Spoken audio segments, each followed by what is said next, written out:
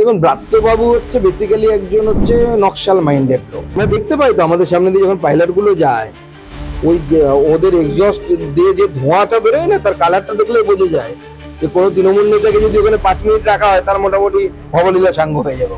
দেখুন, অনেকের মনে হয় তৃণমূল কংগ্রেস আলাদা সরকার চলছে। তৃণমূল কংগ্রেস হচ্ছে বামপন্থীদেরই এক্সটেন্ডেড গভর্নমেন্ট। দেখুন, ভারতবর্ষের সেনা ভারতবর্ষের হয়ে লড়াই করে, বুকে গুলি খায় দেশের জন্য।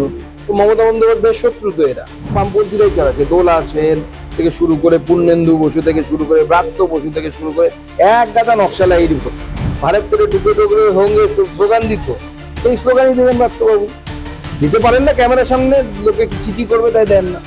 পশ্চিমবঙ্গে পুলিশের বেশিরভাগ গাড়িরই অবস্থা এরকম। আমি তো আগেই বললাম, পুলিশটাই ফেল হয়ে গেছে, বাকি তো ছেড়েই দিন। কোনো সিকিউরিটি সেফটির ব্যাপার আছে নাকি পুলিশের হাতে? দেখুন, আপনারা আগে পরিষ্কার হয়নি, আমাদের প্রথমে একটু কনফিউশন হয়েছিল। বিষয়টি হচ্ছে 2024 সালের 31শে ডিসেম্বর পর্যন্ত যারা এসেছে তারা আর ডিপোর্টেড হবে না, অর্থাৎ তাদেরকে বাংলাদেশে জোর করে ফেরত পাঠাতে পারবে না। কারা?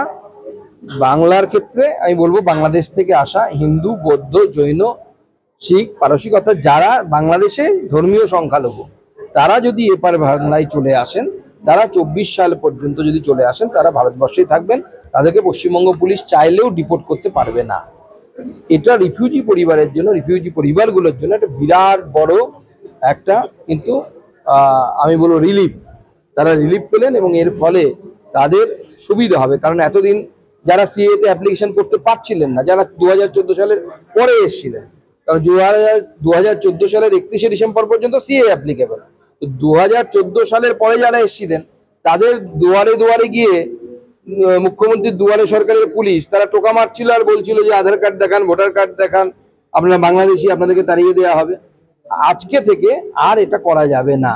তারা ভারতবর্ষে থাকতে শুরু করলেন। এবার ভারতবর্ষের নাগরিকত্বের নিয়ম অনুসারে ন্যাচারালাইজেশনের পদ্ধতির মাধ্যমে 11 বছর পর তারা নাগরিকত্বের জন্য আবেদন করতে পারেন। আর ভবিষ্যতে যদি সিএতে কোনো যদি আইনে চেঞ্জ আসে, যদি আসে, সেক্ষেত্রে সেখানেও অ্যাপ্লাই করতে পারবে। 1971 সালে খান সেনার যে ভূমিকা বাংলাদেশে পূর্ব পাকিস্তানে দেখা গিয়েছিল, সেই প্রসঙ্গ বিধানসভায় তুলে আনা 25 সালের ভারতীয় সেনাবাহিনীর প্রসঙ্গকে বোঝাতে গিয়ে। দেখুন, ব্রাত্যবাবু হচ্ছে বেসিক্যালি একজন হচ্ছে নকশাল মাইন্ডেড লোক। দেখুন, অনেকের মনে হয় তৃণমূল কংগ্রেস আলাদা সরকার চলছে। তৃণমূল কংগ্রেস হচ্ছে বামপন্থীদেরই এক্সটেন্ডেড গভর্নমেন্ট।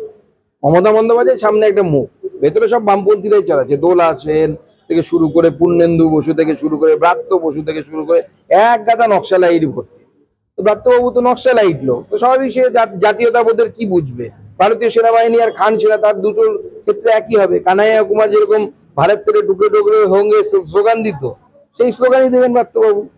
দিতে পারেন না, ক্যামেরার সামনে লোকে চিচি করবে তাই দেন না। পুলিশের গাড়ি, তার আরসি ফেল, সেই গাড়ি পথে চলছে, কনভয়ে চলছে। পুলিশই ফেল, তার আবার আরসি? পুলিশটাই তো ফেল। পুলিশের ভ্যালিডিটি শেষ হয়ে গেছে পশ্চিমবঙ্গে। বিজেপি আসছে 26-এ, আমরা নতুন করে রিজুভিনেশন করবো, করে ঠিক করবো। কিন্তু তার বিরুদ্ধে কোনো ব্যবস্থা নেওয়া হলো না, অথচ সেনার বিরুদ্ধে ব্যবস্থা নেওয়া হচ্ছে। এবং বলা না, পুলিশ কিভাবে ব্যবস্থা নেয়? পুলিশের সে ক্ষমতা আছে নাকি? রাজ্যের আপনি থানাগুলোতে যান, 60-70% যে সমস্ত ভেহিকেল আছে, সেই ভেহিকেলের কাগজ ল্যাপস হয়ে গেছে। আমরা দেখতে পাই তো আমাদের সামনে দিয়ে যখন পাইলট গুলো যায়, ওই ওদের এক্সস্ট দিয়ে যে ধোঁয়াটা বেরোয় না, তার কালারটা দেখলে বোঝা যায় যে কোনো তৃণমূল নেতাকে যদি ওখানে 5 মিনিট রাখা হয় তার মোটামুটি ভবলীলা সাঙ্গ হয়ে যাবে ওখানে। সিভিল গাড়ির পিছনের একটা গাড়িকে আটকে দেওয়া হচ্ছে, সেনারা কি পারবে টার্গেট? দেখুন, ভারতবর্ষের সেনা ভারতবর্ষের হয়ে লড়াই করে, বুকে গুলি খায় দেশের জন্য।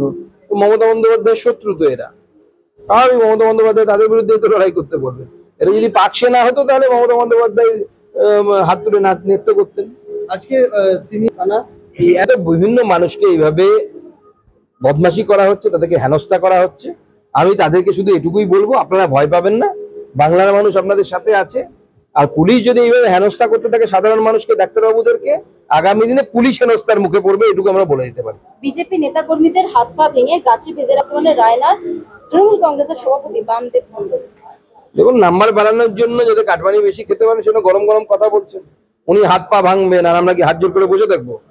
প্রত্যেক ক্রিয়ার সমান এবং বিপরীত প্রতিক্রিয়া আছে। উনি যদি হাত পা ভাঙতে পারেন, আমরা অনেক কিছু ভাঙতে পারি, চিন্তা নেই।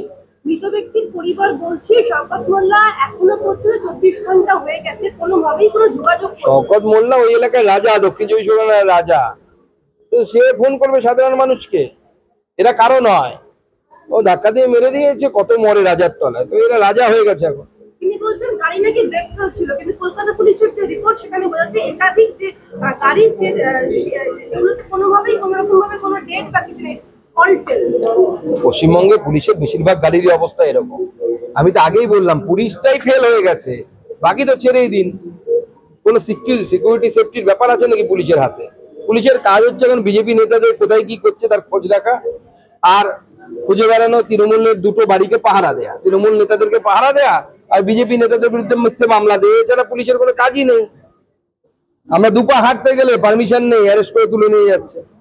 এর আগে দেখেছেন তো, বারবার এই ধরনের ঘটনা ঘটছে। আমাদের বিরোধী দল নেতা কোথাও যাবে তাকে অ্যারেস্ট করছে। এই তো হচ্ছে পশ্চিমবঙ্গের বাইরে, বিধানসভার ভেতরেও আইন নেই, পশ্চিমবঙ্গের বিধানসভার বাইরেও কোথাও আইন নেই। আরো ভালো ভালো খবর দেখতে সাবস্ক্রাইব করুন বাংলা হান্টের ইউটিউব চ্যানেল। বাংলা হান্টের আরো খবর দেখতে নজর রাখুন। বাংলা খবর মানেই বাংলা হান্ট।